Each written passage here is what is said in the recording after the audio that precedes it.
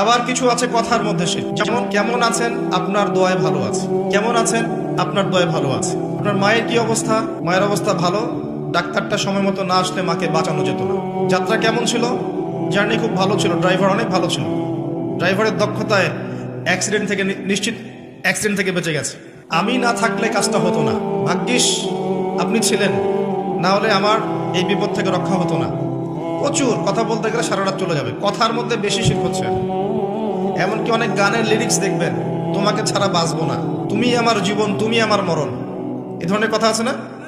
আসমান জমিন চন্দ্র সূর্য সব তোমার, তোমার জন্য চাঁদ নিয়ে এসে দিব, চাঁদে বাড়ি বানাবো, কত কথা। এই শিরিক এবং তাওহীদটাকে শেখেন। শেখার পরে আপনি উপন্যাস পড়বেন, কবিতা পড়বেন, গানের লিরিক্সগুলো পড়বেন, দেখবেন যে শিরিক দিয়ে ভর্তি। এমনি এমনি আল্লাহ পাক বিষয়গুলোকে হারাম করেন না, এখানে শিরক আছে, অনেক ক্ষেত্রে কুফরি কথা আছে, অনেক ক্ষেত্রে আবার ভক্তি প্রদর্শন করতে গিয়ে অতিভক্তি হয়ে যাচ্ছে। আর হারাম ইনস্ট্রুমেন্ট তো আছেই, সব মিলিয়ে এই বিষয়টা হারাম। তার উপরে আবার এটা আপনার সময় কিল করবে এবং আপনাকে আল্লাহর জিকির থেকে সরিয়ে রাখবে। যখন আপনি এগুলোর মধ্যে ডুবে যাবেন, ওই মোমেন্টে আপনি আল্লাহকে ডাকতে পারবেন না, ওই সময়টা ওরা খেয়ে ফেললো। সব মিলিয়ে বিষয়টা হারাম। তো এরকম কথায় অনেক শিরক হয়। তো বেসিক কথা হচ্ছে তিনভাবে শিরক হতে পারে: আপনার কথায়, আপনার কাজে এবং আপনার চিন্তায়। কথা, কাজ এবং চিন্তাকে বিশুদ্ধ করতে পারলে তাওহীদ প্রতিষ্ঠা হবে, এবং তাওহীদের উপর থাকলে পরেই উম্মার কল্যাণ আছে। আল্লাহ পাক আমাদেরকে তাওহীদে থাকার তৌফিক দান করুন। যারা শিরক মুক্ত অবস্থায় কবরে চলে যাবে ইনশাআল্লাহ, তারা উত্তর দিতে পারবে যে রব্বি আল্লাহ, আমার রব হচ্ছেন আল্লাহ। যখন দ্বিতীয় প্রশ্ন করা হবে মা দীনুক, দুনিয়াতে যারা দিন ইসলামকে ঠাট্টার ছলে গ্রহণ করেছে, হাসি তামাশার, ইসলামের কিছু অংশ ভালো লাগে গ্রহণ করেছে, কিছু অংশ ভালো লাগে না গ্রহণ করে নাই, যতটুকু করলে কোনো সমস্যা হয় না করে, যেটা করলে সমস্যা হয় করবে না, ইসলামকে পরিপূর্ণ জীবন ব্যবস্থা রূপে বিশ্বাসই করে না, মনে করে ইসলাম এই যুগে চলে না, ওই যুগে চলতো, ইসলাম সেকেলে ব্যাকডেটেড, এখন আমরা আধুনিকতার সময় আছি ইত্যাদি, ইসলামের সব বিধান এখন আসলে প্রযোজ্য নয়, এগুলো আগে চলতো এখন হয়তো চলে না। যদি ইসলাম সম্পর্কে এমন ধারণা থাকে মানুষের, সে উত্তর দিতে পারবে না যে মা দীনুক, তোমার দিন কি। যারা পরিপূর্ণরূপে ইসলামকে গ্রহণ করেছে মননে, ইসলাম একমাত্র জীবন ব্যবস্থা যেটা আল্লাহর কাছে গ্রহণীয়, এবং এখানে প্রত্যেকটা বিষয়ের সমাধান আছে। হ্যাঁ, আমি হয়তো আমল করতে পারছি না বা বাস্তবায়ন করতে পারছি না, কিন্তু আছে ইসলামের মধ্যে, এই আকীদা ঠিক আছে। আমল আপনি করতে পারবেনও না, এখন যে যুগ চলছে এই যুগে আপনি পরিপূর্ণ ইসলাম পালন করতে পারবেন না। বড় গলায় বলে আসলে লাভ নেই, খুব বড় গলায় বলে লাভ নাই যে আমরা সবাই পরিপূর্ণ মুসলিম। যদি এটাই সত্য হতো তাহলে আমাদের আজকে অবস্থা হতো না। নাসুল্লাহ ফানাসিয়াহুম, তারা আল্লাহকে ভুলে গেছে, আল্লাহ তাদেরকে ভুলে গেছে। অনেক আয়াত আছে, আমি আস্তে আস্তে ওদিকে যাব।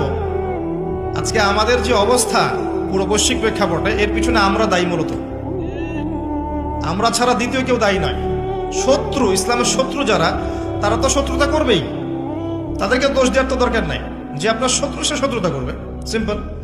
আমরা আমাদের কাজের কারণে যখন ওদেরকে সুযোগ করে দিয়েছি, তখন আমরা সবচেয়ে বড় অপরাধী। আলাইকুম আনফুসাকুম, আল্লাহ পাক বলেছেন, তোমরা নিজেরা নিজের নফসের আগে খবর নাও, নিজের নফসকে ঠিক করো। লা ইয়াদুররুকুম মান দাল্লা, যারা পথভ্রষ্ট হয়ে যাবে, এদের পথভ্রষ্টতা তোমাদের কোনো ক্ষতি করবে না। ইন ইহতাদাইতুম, যদি তোমরা হেদায়েতের উপর থাকো, যদি তোমরা পরিপূর্ণ হিদায়াতের উপর থাকো, তাহলে যারা পথভ্রষ্ট হয়ে যাচ্ছে বা গেছে, এদের পথভ্রষ্টতা তোমাদের কোনো ক্ষতি করবে না। ইলাল্লাহি মারজিউকুম জামিআন, তোমরা সবাই একসময় আল্লাহর কাছে ফিরে যাবে।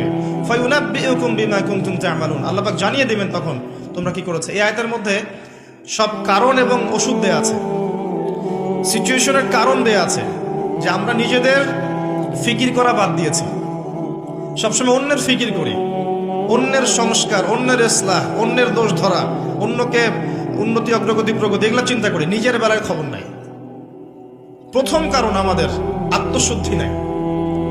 প্রথম মেজর কারণ আত্মশুদ্ধি নাই। আমি যে বলছি আমারও নাই।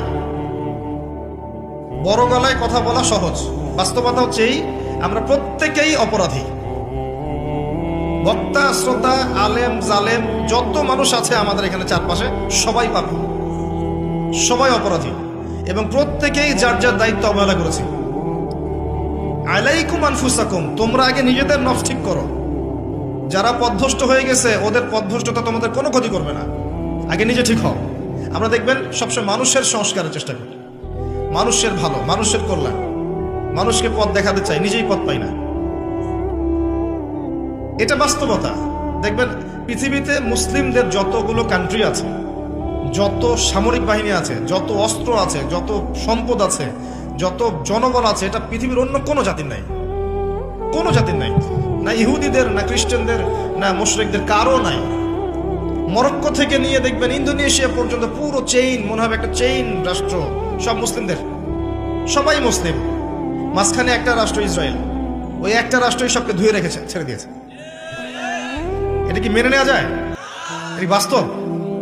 একটা শত্রু 100টা 100 জন জনবলকে পরাজিত করতে পারে?